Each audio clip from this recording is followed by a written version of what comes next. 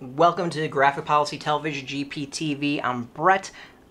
I'm going over the Wave 8 release of Wizkid's Dungeons & Dragons Attack Wing. For those who don't know the game, it's a miniature game where you go and you build your army with these pre-painted figures based off of points, and you battle off against each other. So Wave 8 has 3 figures that have come out. We have the Brass Dragon, the Air Cult Warrior, and the Mind Flayer. So far, the Air Cult Warrior and the Brass Dragon seem to be very intertwined, at least story-wise, for this release. So let's crack open the Air Cult Warrior and check the figure out. So the Air Cult Warrior is the third Cult Warrior, kind of dealing with the elements. So far, the Water Cult Warrior and the Earth Cult Warrior have been released.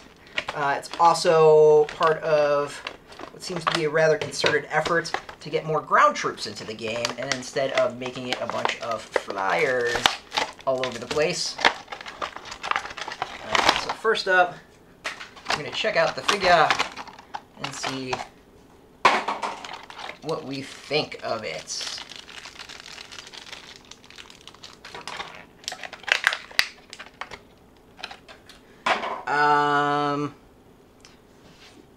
Quick impression is the figure's actually really impressive. There's a lot, I think, of detail on it on a fairly small figure. This one's painting the painting on it's very, very well done. There's actually black dots for the eyes. There's these little white dots on the kind of the front of the helm of the figure. Overall, the painting on this is really, really well done, and the detail is, I think, fantastic as well. So let's... Hopefully we can get some things.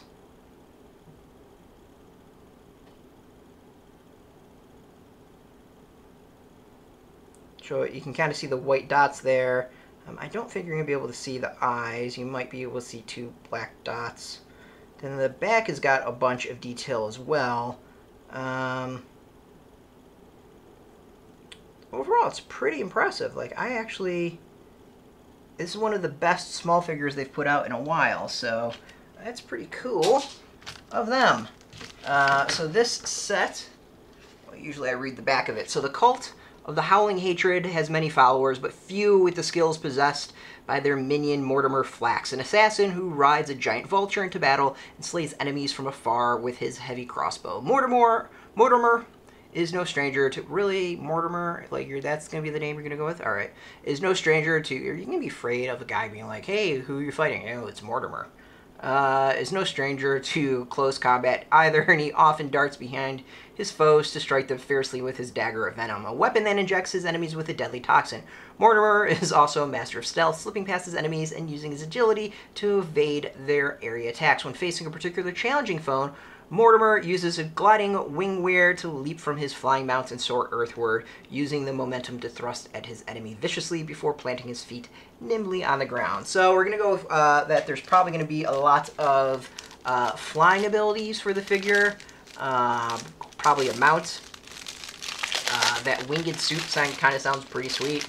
So let's, and then, you know, obviously probably a dagger of venom, which is actually the first on the card. So let's go over what you get token wise. So a bunch of numbers again. The dagger of venom token. First we have the figure's dial, and that's about it. So stuff's pretty basic as far as that. You get a lot of cards though. This feels very thick as far as cards. So let's go first with the figure itself. And that's probably partially why. So here, this is kind of cool. So there's 2 figures, or 2 characters. We've got Mortimer Flax, which is the character we're talking about, as the named one. We have the generic kind of Air Cult Warrior. That's 14 points. Mortimer's 26 points. The generic is 2 for attack, 3 for defense, 3 for life, no shield. And Mortimer's 2 for the attack, 4 for defense, 3 for heart, 0 shields. Crossbow range is 4, and then 1 distance with the dagger of melee. Mortimer's level 10, and then Air Cult Warrior's level 3. Compared to the other ones, so the generic of the Water Cult is 3230. So this, it's almost like opposite of this as far as the attack and that. The Earth Cult is 3052, so much more on defense for that. The named is 3240, so 3240. Interesting. And then the named for the Earth Cult is 3152. And those go 1519, so this is a bit cheaper.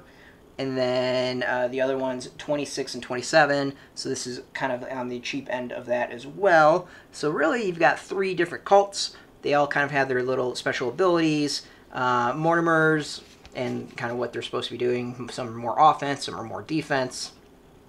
Some are heavy on defense. Mortimer's, whenever he attacks a target that does not have him in its forward arc, the target rolls -2 defense dice. That's pretty cool. So we've got the Human Rogue Air Cult on the ground. Movement of 3, it's pretty much the same speed of everyone else. The only differences we really see here is he can move backwards without any penalty. He can reverse at 2, which is the same as the Earth, but not the water. And then on the hard turn, they're both whites, which is the same as the Water Cult, but the Earth Cult is red on at least one of them. So it's kind of say average on speed compared to those. Clearly, one of the upgrades is going to be a Giant Vulture. We can see that with 4 movement, 3, 2, 1, to get the figure a bit more maneuverable. So that's pretty cool. So clearly, one of the upgrades is going to be Giant Vulture, which makes sense. If you read that story, that's pretty much what they were talking about, was Giant Vultures. Alright, so we've got, let's go with some of these gear. Some of the gear. We got Wing Wear, which they describe. It's cost of 4.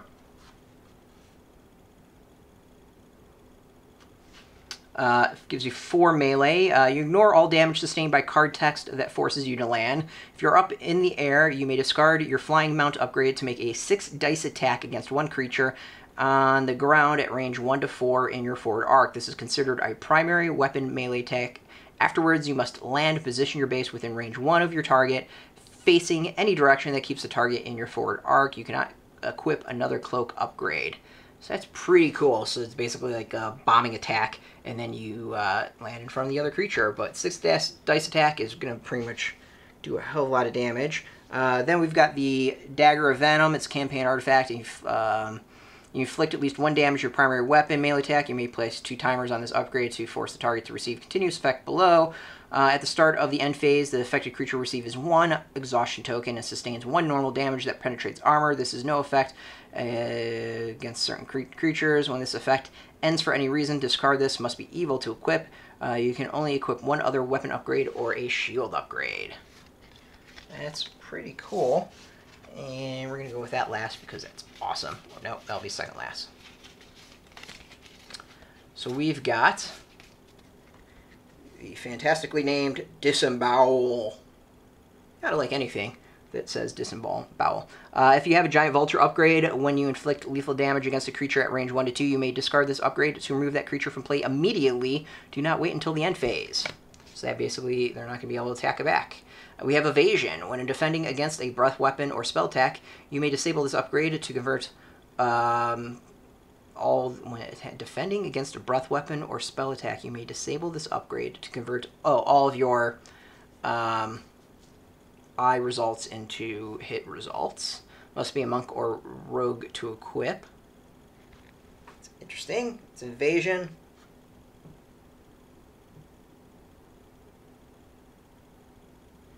Took me a second. We have Stealth. After performing an action, certain action, you may disable this upgrade to avoid receiving an exhaustion token. If you're a rogue, I think it's the feint action, I don't remember. If you're a rogue, you may then perform another action listed on your creature card as a free action.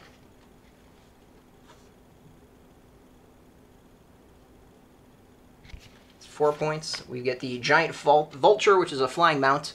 You're considered a flying creature if you are in the air during the planning phase.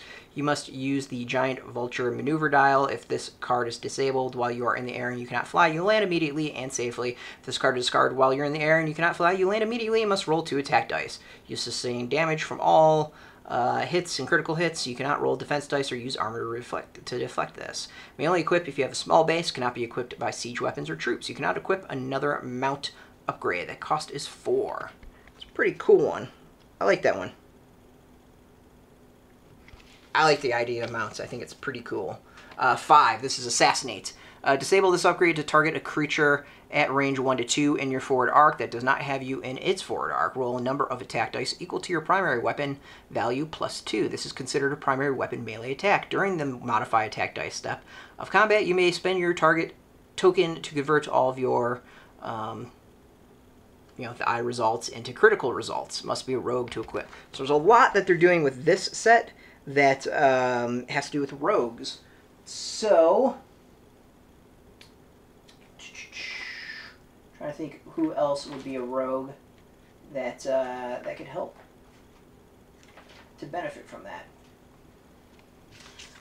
So basically, if you got a lot of rogues, that could be pretty awesome. So I'm liking this. There's a lot of very specific upgrades for the rogues.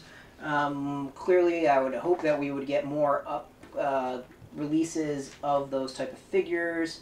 I'm looking at it. I'm not seeing any others, which maybe we'll see some down the road. I can't remember what's being released, but so far, going through everything, I don't think there is any other. That's cool. So very, very specific upgrades for rogue classes. Clearly they're doing an effort to kind of boost the ground troops. It's like very needed in the game. Overall, it's a very, very cool addition. I like it, and it's going to add a whole bunch of flavor to the game. It's a neat one.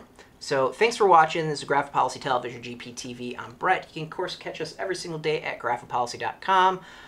You can find us on YouTube, Facebook, Twitter, all at Graphic Policy. Keep it nice and consistent. Until next time, keep rolling those die and keep it geeky. Thanks for watching.